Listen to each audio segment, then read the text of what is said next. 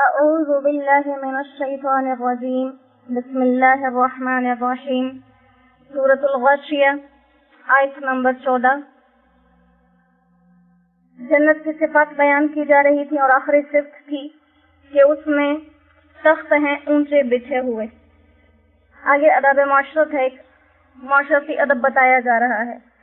وَأَكْوَابٌ مَوْضُوعًا، وَأَكْوَابٌ اور پیالے، پانی پینے کا پیالہ، ویسے کپ یا کسی بھی چیز کو کھانے پینے کے برتن کو کہتے ہیں، لیکن عربی میں کوپ جو ہے وہ زیادہ تر پانی پینے کے آلے کے لیے استعمال ہوتا ہے۔ وَأَكْوَابٌ اور پیالے، مَوْضُوعَةٌ جگہ پر سامنے رکھے ہوئے، وَنَمَارِقُ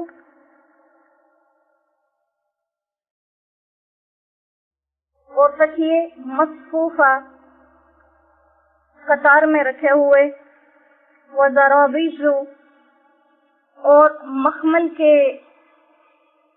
قالین، مبثوثہ پھیلے ہوئے۔ اب نمارق غالیچے کو کہتے ہیں جس سے عموماً زیادہ تر لوگ سیک لگاتے ہیں، اور زرابی اس کو کہتے ہیں جس کو زمین پر بچھاتے ہیں اور اس کے اوپر بیٹھنے کے لیے استعمال کرتے ہیں۔ افلا ينظرون کیا وہ نہیں دیکھتے، الی الابل اونٹوں کی طرف، کیف کیسے، خلقت وہ بنائے گئے، کیا وہ اونٹوں کو نہیں دیکھتے کہ اونٹ کیسے بنائے گئے؟ وَإِلَى السَّمَاءِ اور آسمان کی طرف نہیں دیکھتے، کیف رفعت اس کو کیسا بلند کیا گیا؟ وَإِلَى الْجِبَالِ اور پہاڑوں کی طرف، کیف نصبت کیسے وہ کھڑے کر دیے گئے؟ وَإِلَى الْأَرْضِ اور زمین کی طرف، کیف سُطحت کیسے صاف بچھا دی گئی؟ فَذَكِّرْ بس آپ ان کو سمجھائیے، انما انت مذکر بے شک آپ تو ان کو سمجھانے والے ہی ہیں۔ لست علیہم بمسیطر آپ ان پر داروغہ بنا کر، نگران بنا کر نہیں بھیجے گئے، الا مگر من تولا جس نے منہ موڑا، وکفر اور منکر ہو گیا، فیعذبہ اللہ تو اللہ عذاب کرے گا اس کو، عذاب الاکبر بڑا عذاب۔ ان الینا بے شک ہمارے پاس ہی، ایابہم ان کو لوٹ کرانا ہے، ثم ان علینا پھر ہمارے ہی ذمہ، حسابہم ان کا حساب ہے۔ صدق اللہ العظیم۔ تو یہاں پر سب سے پہلا جو معاشرتی ادب بتایا گیا وہ بتایا ہے کہ پیالے اپنی جگہ پر رکھے ہوئے ہیں، جیسے پانی کے برتن کو بھی پیالہ کہتے ہیں، گلاس وغیرہ، اس کو عربی میں کوپ کہتے ہیں۔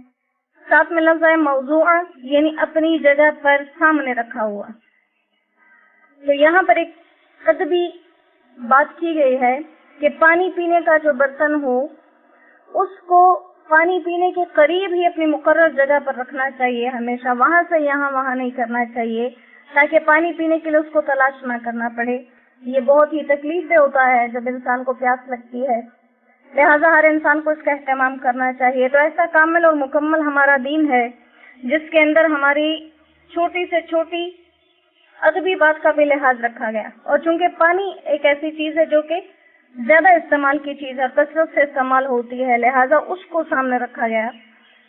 ایسے ہی دوسری چیزیں جیسے گلاس وغیرہ ہو گئے، تولیا ہو گیا، لوٹے ہو گئے، یا جو بھی معمولی استعمال کی چیزیں ہیں، ماچس ہو گئی، ان تمام چیزوں کو استعمال کے بعد فوراً ان کے مقرر جگہ پر رکھ دینا چاہیے تاکہ دوسرے لوگوں کو اس سے تکلیف نہ ہو۔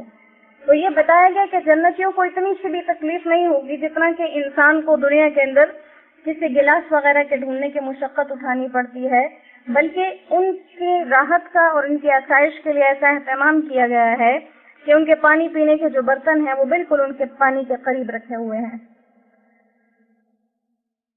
پھر مزید کہا کہ ان کے لیے اور کیا ہوگا کہ ان کے جو تکیے ہیں اور ان کے غالیچے ہیں، جو ان کے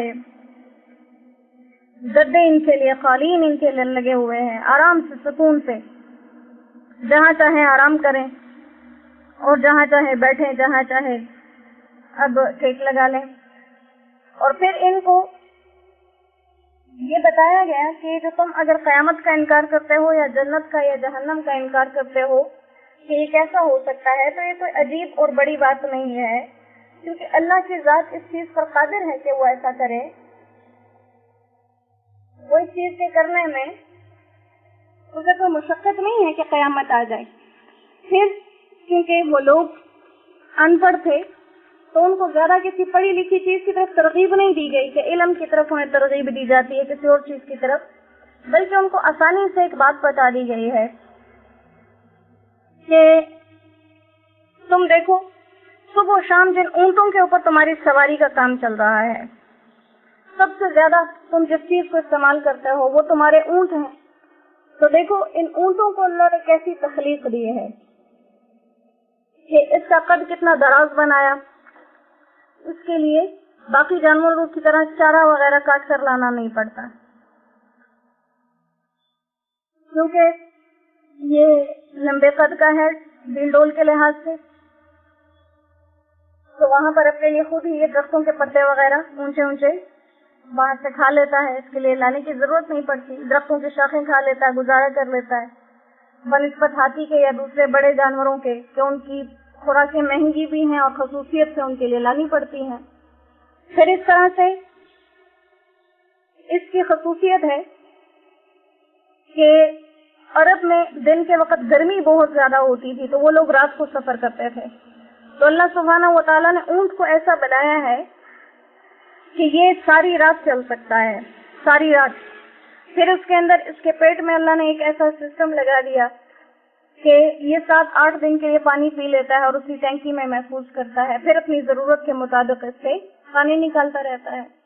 پھر اس کا قد اتنا اونچا ہے کہ اس پر بیٹھا نہیں جا سکتا، تو اس کے لیے کیا کیا کہ اس کے پاؤں کے اندر باقی جانوروں کی نسبت 2 گھٹنے لگا دیے کہ آرام سے پاؤں کو 3 دفعہ موڑ لیتا ہے اور انسان اس کے اوپر بیٹھ جاتا ہے، اور اتنا مسکین ہے کہ اگر کوئی چھوٹی سی بچی بھی اس کی مہار پکڑ لے تو جہاں چاہے اس کو لے کے جا سکتی ہے۔ تو یہ سب سے پہلی چیز جس میں انہیں غور کرنے کے لیے کہا گیا کہ اگر تم پڑھے لکھے نہیں، تمہیں زیادہ باتیں سمجھ نہیں آتی، اس اونٹ کو دیکھ لو جو ہر وقت تمہارے ساتھ رہتا ہے۔ پھر اس کے بعد دیکھو کہ تم ان اونٹوں کے ساتھ چلتے کہاں پر ہو؟ زمین پر، تو زمین کو دیکھو کیسا بنا دیا اللہ نے۔ پھر اس کے اوپر کیا ہوتا ہے؟ تمہارے زمین کے اوپر تمہارے سب سے نزدیک چیز کیا ہے؟ پہاڑ ہیں، تو پہاڑوں کو دیکھو کیسا کھڑا کر دیا، کوئی کس رنگ کا پہاڑ ہے، کوئی کس رنگ کا پہاڑ ہے، کوئی پہاڑ ایسے ہیں جس پہ درخت ہی درخت، کوئی بالکل چٹیل پہاڑ ہے، کوئی ایسے پہاڑ ہیں جن میں غاریں موجود ہیں، کوئی ایسے پہاڑ ہیں جس میں چڑھنا بھی مشکل ہے۔ قدرت کی نشانیاں، اور سب سے اوپر تمہارے آسمان ہے۔ یہ 4 چیزیں ہر انسان کے ساتھ بالکل قریبی جو اس کے موجود تھیں وہ اس کو غور و فکر کے لیے دعوت دی گئی کہ ان 4 چیزوں کو دیکھو اور اس سے نصیحت حاصل کرو کہ جو رب اتنے نظامات کر سکتا ہے، انتظامات بنا سکتا ہے، کیا وہ قیامت کو قائم نہیں کر سکتا؟ کیا وہ جہنم بنا کر لوگوں کو اس میں داخل نہیں کر سکتا؟ یا وہ جنت بنا کر اس میں جنتیوں کو داخل نہیں کر سکتا؟ تو کہا کہ اتنا سمجھانے کے بعد بھی اگر یہ سمجھتے نہیں ہیں تو آپ کا کام صرف سمجھانا ہے، آپ ان پر داروغہ یا نگران نہیں ہے کہ پکڑ پکڑ کر ان کو اسلام میں داخل کریں۔ آپ کا مقصد اللہ کا پیغام پہنچانا ہے، جو اس پر عمل کر لے اس کے لیے بہتر ہے، اور جو اس کو پسے پشت ڈال دے اس کا نقصان اپنا ہے۔ اور کہا کہ جس نے منہ موڑ لیا اور اس نے ان باتوں کا انکار کر دیا، اللہ تعالیٰ اس کو عذاب دیں گے، اور عذاب بھی کیسا؟ اکبر، بڑا عذاب بھی، اکبر، بڑا۔ اور یہ ہمیشہ ایک بات کہی جاتی ہے کہ جس چیز کو اللہ عظیم کہہ دیں یا اللہ خود بڑا کہہ دیں جس چیز کو، اس چیز کی سختی کی یا اس چیز کی اچھائی کی کوئی انتہا انسان نہیں سوچ سکتا، کیونکہ اللہ کریم خود کتنے بڑے ہیں، خود کتنے عظیم ہیں۔ جب وہ کسی چیز کو عظیم کہہ دیں تو اس چیز کی بڑائی کا معیار انسان نہیں مقرر کر سکتا۔ اور اللہ نے فرمایا کہ تم ان پر نگران نہیں، بات پہنچا دو، عمل کر لیں تو ٹھیک، عمل نہیں کرتے تو لوٹ کر میرے پاس سے آئیں گے، حساب مجھے ہی دیں گے۔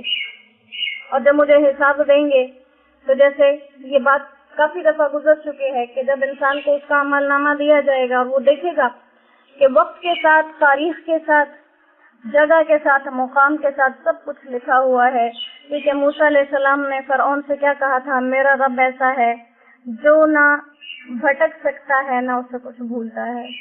تو انسان اس وقت اپنے نامہ اعمال کو دیکھ کر کیا کہے گا کہ یہ کیسی کتاب ہے جس میں نہ کوئی چھوٹی بات چھپی ہوئی ہے نہ کوئی بڑی بات چھپی ہوئی ہے.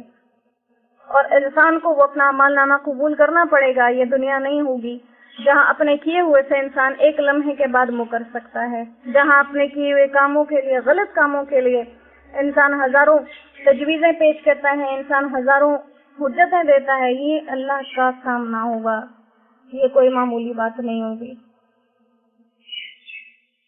تو اللہ سبحانہ و تعالی ہم سب لوگوں پر اپنا خاص الخاص فضل فرمائے اور کرم فرمائے کہ ہم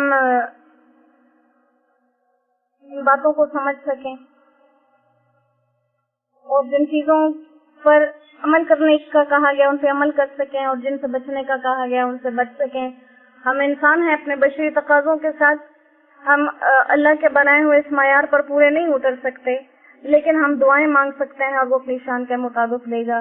تو اپنے لیے، تمام امت مسلمہ کے لیے ہمیشہ قرآن کریم کے بعد دعا ضرور کیا کریں. کچھ جگہ ایسی ہوتی ہیں جہاں مانگی جانے والی دعائیں رد نہیں ہوتی. تو تمام لوگوں کو دعاؤں میں یاد رکھیں، اور خاص طور پر ایسے لوگوں کو، بہت سے لوگ دنیا میں ایسے ہوتے ہیں جن کے لیے دعائیں مانگنے والے کوئی نہیں ہوتے، تو ان سب کو دعاؤں میں یاد رکھیں. جیسے موسیٰ علیہ السلام کا واقعہ پہلے بھی ایک دفعہ عرض کیا جا چکا ہے کہ کوہ طور پر جاتے تھے اللہ سے ہم کلامی کے لیے. والدہ کی وفات ہو گئی. جب اس کے بعد جانے لگے تو جبریل علیہ السلام نے ان سے کہا کہ اے موسیٰ، اللہ کے دربار میں جا رہے ہو، ذرا سنبھل کے جانا. تو وہ کہنے لگے جبریل علیہ السلام سے کہ میں پہلی دفعہ تو نہیں جا رہا، آپ مجھے یہ بات کیوں کہہ رہے ہیں؟ انہوں نے کہا کہ پہلے جب تم جاتے تھے تو تمہارے ساتھ تمہاری ماں کی دعا ہوتی تھی، تو تمہاری لغزشوں پر کوئی پکڑ نہیں ہوتی تھی. اب تمہارے پیچھے مانگی جانے والی وہ دعائیں نہیں ہیں. تو بہت سے لوگ ایسے ہوتے ہیں دعاؤں کے محتاج. خصوصیت سے ان لوگوں کو اپنی دعاؤں میں یاد رکھیں، کیونکہ اللہ کی شان عظیم ہے. ہم کسی کے لیے مانگیں گے وہ ہمیں بن مانگے دے گا. وآخر دعوانا ان الحمد للہ رب العالمین. السلام علیکم ورحمۃ اللہ وبرکاتہ.